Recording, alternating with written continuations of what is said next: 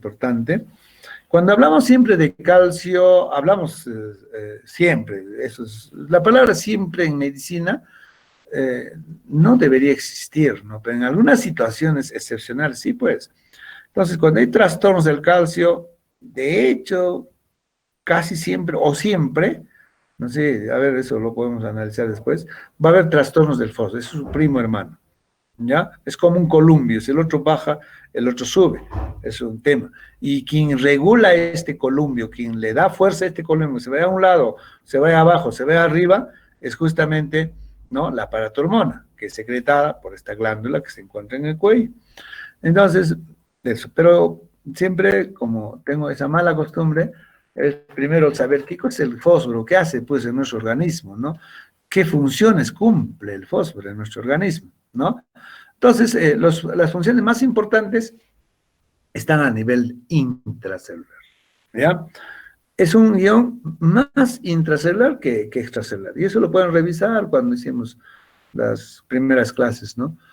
Va a formar parte estructural de las nucleoproteínas, es un regulador enzimático, es un mediador de respuesta celular, es un captador de energía, fíjense, en forma de ADP, ATP, es un regulador de la liberación del oxígeno por la hemoglobina, ¿no?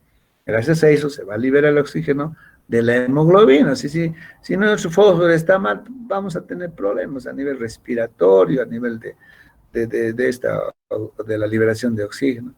Es un regulador de la actividad de esta enzima que se encuentra en los eritrocitos, el difosfoglicerato, ¿no? Del 2,3-difosfoglicerato eritrocitario. Regula el metabolismo del calcio, paratormona, vitamina D. Entonces esas funciones cumple el fósforo. Entonces, si esto cumple, entonces nuestra pregunta es, oye, ¿qué pasa pues si se altera el fósforo, no? O le falta o está en exceso, ¿no? Esa es la pregunta que tenemos que hacer nosotros los clínicos, ¿no? Felizmente el fisiólogo nos hace recordar qué hace pues el fósforo en nuestro organismo. De tal manera, entonces, ya de acá podemos ir deduciendo, pues, ¿no? Oye, si esto cumple, si esto hace el fósforo a nivel celular, a nivel del tejido, a nivel de nuestro organismo, ¿y si nos falta? ¿Y si nos sobra? ¿No es cierto? Entonces, eso. Entonces, después de eso, tenemos que ver cómo se regula, pues, ¿no? Este fósforo. Entonces, esto se va a regular a través de la paratormona, como ya les he dicho. ¿Y qué hace la paratormona? En este caso, disminuye la absorción intestinal del fósforo, va a incrementar la excreción renal del fósforo, incrementa la remodelación ósea. Eso de parte de la paratormona. La vitamina D también tiene que ver en la regulación. ¿Qué cosa hace entonces acá? Incrementa la absorción intestinal del fósforo. O sea, hace lo contrario de la paratormona a nivel intestinal, ¿no? O sea, uno disminuye la absorción, el otro incrementa. Entonces, el equilibrio de esto va a hacer de que el fósforo esté bien, pues esté dentro de cifras normales y está ok, ¿no? Entonces, unos aumenta, otros baja, otros disminuye, el otro hace que se elimine, se pierda, otros que no, se rescate, etc. Entonces, el equilibrio de eso va a hacer de que el fósforo esté, ¿no? Normal o estable, ¿no es cierto?, en condiciones de equilibrio, ¿no?, en nuestro organismo. La vitamina D también va a va a incrementar la resorción renal del fósforo, va a incrementar la resorción ósea del fósforo, ¿no? Eso. Entonces, ¿cuáles son los niveles normales del fósforo en nuestra sangre? Fíjense, el valor normal es de 2,7 a 4,5 miligramos por decilitro, ¿ya? Por decilitro. O sea, más o menos el promedio, bueno, estamos pues hablando de unos 3,5, ¿no? Promedio. ¿Qué vendría a ser? A ver, el calcio total, ¿cuánto es? 10 más o menos, ¿no? Promedio. Casi la tercera parte es el fósforo. ¿Estamos? Entonces, toda cifra por debajo de 2,7 miligramos será, pues, se llamará hipofosfatemia y cifras mayores de 4,5 será hiperfosfatemia o hiperfosforemia, ¿no? Indistintamente esos términos podemos utilizar. Hipofosfatemia o hipofosforemia, hiperfosfatemia o hiperfosfatemia, ¿ya? Entonces vamos a ver la hipofosfatemia. Entonces son aquellas cifras por debajo de 2.7. Ahora, ¿puede disminuir el fósforo plasmático sin que disminuya el fósforo corporal total por paso de fosfatos al compartimento intracelular y al hueso? Sí puede pasar. En el plasma se encuentra en forma de fosfatos, ¿no? Así se encuentra, ¿no? Y solamente un 15% va ligado a las proteínas. O sea, también tiene que ver, ¿no?, los niveles de proteínas. Ya se imaginará un paciente que está con bajo de proteínas, vamos a tener problemas. ¿Cuáles son las causas de la hipofosforemia? Primero tenemos la entrada de fósforo al interior de las células. O sea, va a ser que el fósforo se meta dentro de la célula. ¿En qué casos se pasa eso? Si se mete dentro de la célula, que dicho sea de paso, mayor fósforo es más intracelular. Entonces, ¿en qué caso va a ser que el fósforo se meta donde tiene que estar más? En sobrecarga de hidratos de carbono, en la recuperación nutricional, que muchas veces exageramos con estos nutrientes, ¿no? Alcalosis respiratoria, ¿no? En la remodelación ósea, síndrome del hueso hambriento, pérdidas renales, ¿no? Hiperparatiroidismo, raquitismo hipofosfatémico familiar, el síndrome de Fanconi. Fanconi se pierde además de los otros elementos, sodio, potasio, calcio, hipomagnesemia, ¿no? También en los pacientes trasplantados renales, nosotros tenemos bastante cuidado cuando trasplantamos pacientes, el fósforo se les puede ir abajo.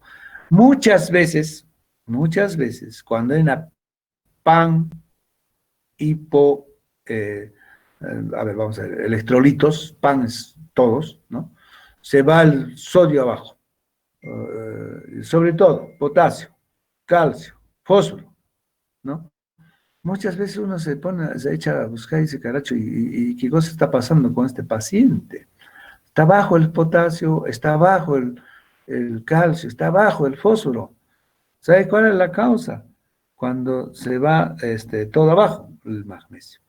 Por eso siempre hay que buscar, ¿no?, la posibilidad de que hay una hipomagnesemia que podría estar haciendo que todos los elementos, sobre todo potasio, calcio, fósforo, se bajen, ¿ya? Entonces busca y busca una cosa, otra cosa, a las finales no encontramos, cuando el problema solamente era magnesio, ¿no? Pues siempre es bueno esto porque nosotros habitualmente en pacientes críticamente enfermos en UCI, encontramos estos pacientes que todos los elementos están abajo, ¿no?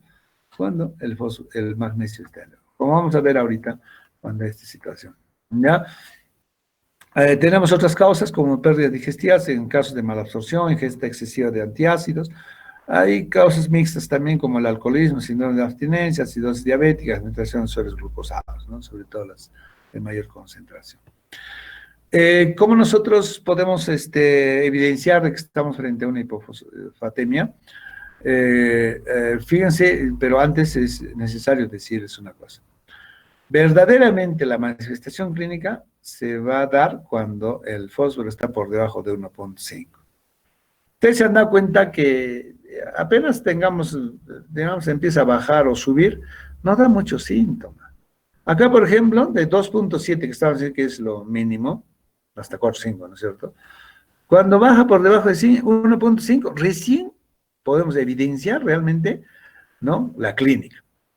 Entonces, la clínica se va a derivar de lo que les decía al inicio, la fisiología que hace el fósforo en nuestro organismo, ¿no? Entonces, vamos a ver, a nivel hematológico, ¿qué va a pasar a nivel hematológico? Fíjense, va a haber dificultad de eliminación de óxido por dentro. ¿Se acuerdan?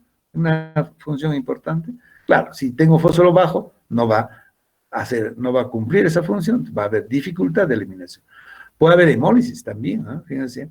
Inestabilidad de la membrana eritrocitaria por déficit del ATP, puede haber disfunción plaquetaria, alteración de la función fagocítica por los neutrófilos, ¿no? Todo eso entonces se va a producir a nivel hematológico. A nivel neuromuscular puede haber miopatías, debilidad muscular, insuficiencia respiratoria, rhabdomiólisis, puede haber destrucción de la musculatura, y llegando inclusive, ¿no?, a la insuficiencia cardíaca. ¿Correcto? Eso a nivel neuromuscular. A nivel sistema nervioso central va a haber encefalopatía metabólica, irritabilidad, convulsiones, coma. Puede haber un cuadro similar a Guillain-Barré. Ustedes saben que Guillain-Barré es una parálisis ¿no es cierto?, progresiva del organismo que empieza abajo hacia arriba, ¿no? Entonces, esto puede llevar inclusive hasta una dificultad de la musculatura respiratoria, llevando a una insuficiencia respiratoria severa. Entonces, hay que tener bastante cuidado. Pacientes que están con el fósforo bajo podría hacer confundirnos, y de hecho que hay que hacer diagnóstico diferencial con el Guillain-Barré. Parálisis. Y cuando es crónico, puede llevarnos a una osteomalacia. Entonces, eso es, ¿no?, el cuadro clínico. ¿Cómo tratamos a un paciente que está con fosfato o fósforo bajo? Administración de fosfatos debe ser por vía oral siempre que se pueda.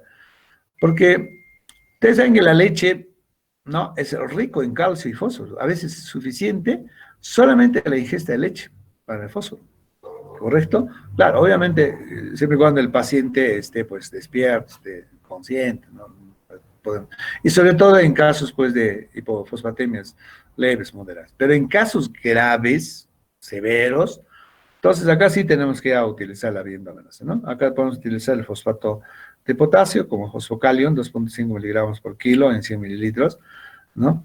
Esto cada 6 horas lo podemos preparar en cloruro de sodio, el fosfato de sodio 30 mililitros 3 veces por día, y hay que monitorizar el fósforo, ¿no? ¿Cuánto está?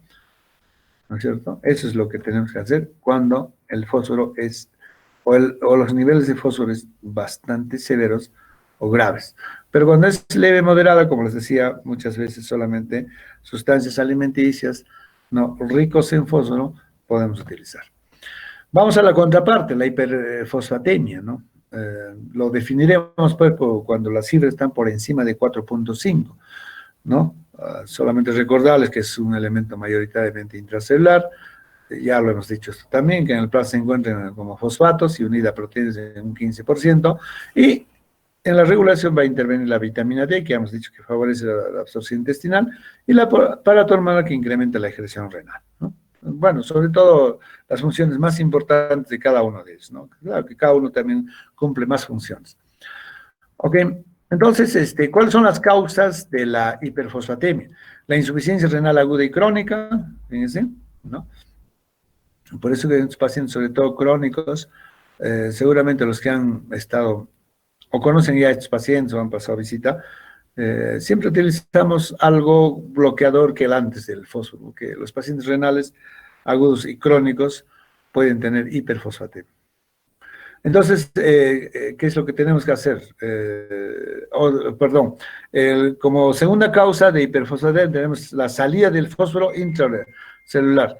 Hemos dicho que el fósforo es más intracelular. Entonces, si hay situaciones en las cuales hace que el fósforo salga del intra al extracelular, va a producir hiperfosfatemia. Entonces, acá tenemos que gozar la acidosis láctica, ¿no?, la rhabdomiólisis, las lisis tumorales tras quimioterapias, las hemólisis. Entonces, todo esto podría provocar salida del fósforo intracelular afuera y producir hiperfosfatemia. Aportes exógenos, intoxicación por vitamina D, todo lo que es enemas y laxantes que contengan fosfato, bueno, esto se utilizaba bastante antes, pero ahora con las sustancias de contrastes que ya tenemos ya no es necesario. Causas endocrinas tenemos el hipo. ¿Recuerdan? El otro era el hipoparatiroidismo y el pseudo hipoparatiroidismo, el hipertiroidismo, acromegalia, y los estados postmenopáusicos también pueden ser causas endocrinas que van a producir hiperfosfatemias. Otras tenemos tratamientos con bifosfonantes, irnos al otro extremo. ¿Recuerdan que en el otro lado teníamos que hacer de que más bien, en el caso de hipercalcemias, más bien bloqueemos la absorción del fósforo, ¿no? Entonces, eso podría llevar también a hiperfosfatemias.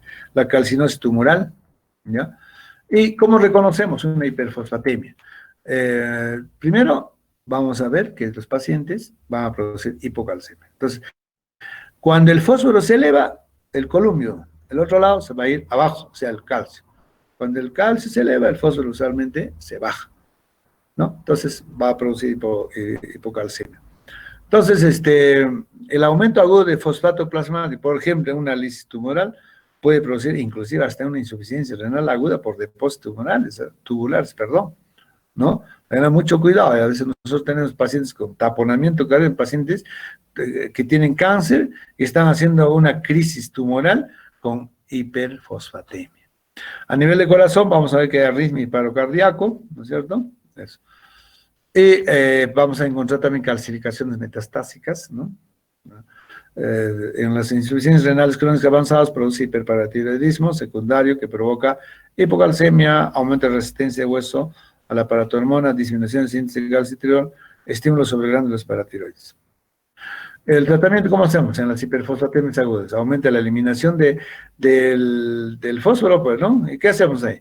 Tenemos que eliminar a través de riñón, ¿ya? Si tenemos función renal que nos pueda responder, provocar diuresis, igual que en el caso de las hipercalcemias, ¿no? Entonces hay que forzar la diuresis hasta, bueno, con cloruro de sodio hasta 3 a 6 litros, o sea, por arrastre podría también eliminar el fósforo. Y en los casos crónicos, los quelantes. Acá, quelantes tenemos desde los más antiguos el hidróxido de aluminio que bueno, pues es componente de los antiácidos, no sé si eso lo estarán tocando a ustedes, ¿no? Entonces, esto se utiliza. Lo malo es de que antes se utilizaba como quelantes, pues, ¿no?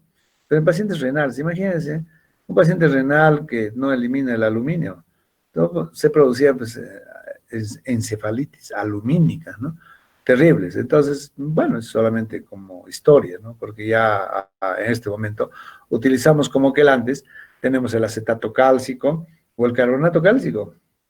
El carbonato de calcio, ¿se acuerdan cuando hablamos de calcio bajo, ahora en el anterior, ¿no? Damos carbonato de calcio. O sea, un paciente renal crónico, usualmente el calcio está bajo y el fósforo está alto. Entonces yo doy carbonato de calcio con dos objetivos. Uno, para reponer el calcio, ¿no? Y el otro para bloquear, porque quelante viene de quelar. Quelar significa bloquear la absorción. Entonces yo no necesito pues fósforo. Entonces voy a ir a quelar. Entonces yo doy carbonato de calcio para reponer y para quelar, ¿ya? También tenemos estos quelantes no cálcicos, por si acaso, ¿no? Un paciente, por ejemplo, bueno, que lamentablemente esté con calcio alto y fósforo alto, entonces, no, pues, no me conviene utilizar estos carbonatos de calcio, ¿no? Entonces, voy a utilizar estos quelantes no cálcicos. Uno de los productos importantes de esto es el Sevelamer. Sevelamer, con V, Sevelamer. Entonces, si les pregunta, a ver, dame un quelante no cálcico. Entonces, no cálcico. O sea, me va a bloquear la absorción de fósforo, pero que no sea de calcio. Entonces, acá tenemos el Sevelamer. ¿Correcto? Muy bien. Y para terminar ya electrolitos, el último electrolito que vamos a tocar, y rapidísimo,